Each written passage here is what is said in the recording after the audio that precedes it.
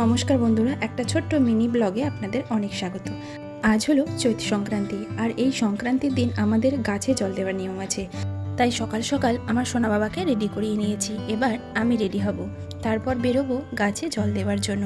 আমাদের বাঙালিদের 12 মাসে 13 পার্বণ, আর বছরের এই শেষ দিনটাও অনেক কিছু নিয়ম কানুন এবং আনন্দের মধ্যেই কাটে। সমস্ত রকমের ফল, দুধ, গঙ্গা জল, আতপ চাল, চিনি এবং ছোলার ডাল এগুলো সব এক জায়গায় গুছিয়ে নিয়ে যাব বকুলতলার মন্দিরে।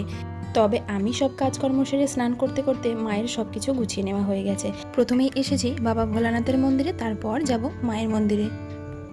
আর এই সেই বকুল গাছ, আর এই গাছের মাহাত্ম্য অনেক, সেটাও আপনাদেরকে এরপরে কোনো ভিডিওতে অবশ্যই শেয়ার করব।